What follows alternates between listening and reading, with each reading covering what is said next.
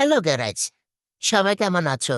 আজকে আমি তোমাদের আত্মত্যাগের একটি গল্প শোনাবো। গল্পটি হলো আমার নিজের লিচু বিসর্জনের, যে দিনটির কথা মনে হলে আজও শরীরটা শিউরে ওঠে, চোখ দিয়ে পানি পড়ে।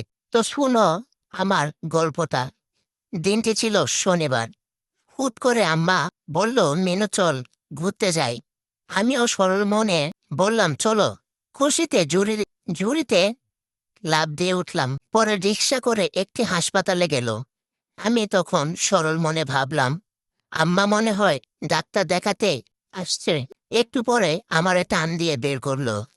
উমা, এ তো দেখি আমার ডাক্তার। আমার আর বোঝার বাকি রইল না আমার সাথে কি ঘটতে যাচ্ছে। তখনও আমি সরল মনে ভাবলাম, অন্য দিনের মতোই সুই দিয়ে ছেড়ে দেবে আমাকে। ওমা, তার কিছুক্ষণ পরে পাছায় একটু ব্যথা পেলাম। তারপর দেখি আমার মাথা আর শরীর ঘুরাইতেছে, মনে হচ্ছিল নেশা করছি। তারপর কি ঘটেছে আমার সাথে আমি জানি না। তারপর একটু একটু যখন জ্ঞান আসলো, তখন দেখি আমি আমার বিছানায় অবশ হয়ে শুয়ে আছি। কোনো জ্ঞান নেই, শরীরে শক্তি নেই। এমন ভাবে পড়ে আছি যেন 40 বোতল মদ খেয়েছি গার্লফ্রেন্ডের বিরহে। আমার দুঃখ আমার লিচু কাটা নিয়ে না। আমার দুঃখ আমার আম্মা, আমার আব্বা আমার সাথে কিভাবে এই কাজটা করলো। আম্মা না হয় কিছু বলে নাই, আম্মা না হয় আমার পক্ষে ছিল না, আব্বা তো আমার পক্ষে থাকা দরকার ছিল। আমার সাথে এমনটা না করলো পারতো। আব্বা এটা কোনো কাজ করলো, একবারের লাগে আমারে ফিরাইলো না। এখন আসছে আদর করার জন্য। তোমার আদর আমার দরকার নাই। আমার সারা জিন্দেগি তুমি অন্ধকার করে দিছো।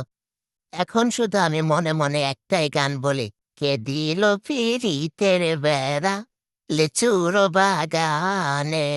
মানুষের লিচুর বাগানে বাধা দেয় বেড়া বেডি, আর আমার লিচুর বাগানে বাধা দিছে আমার বাপ মা। এই দুঃখ আমি কার কাছে বলি? এখন যদি আপনারা আমার বর্তমান অবস্থা জানতে চান, তাহলে আমি চিৎপটাং হয়ে শুয়ে থাকি। এছাড়া আমার আর কোনো কাজ নাই। কি করব?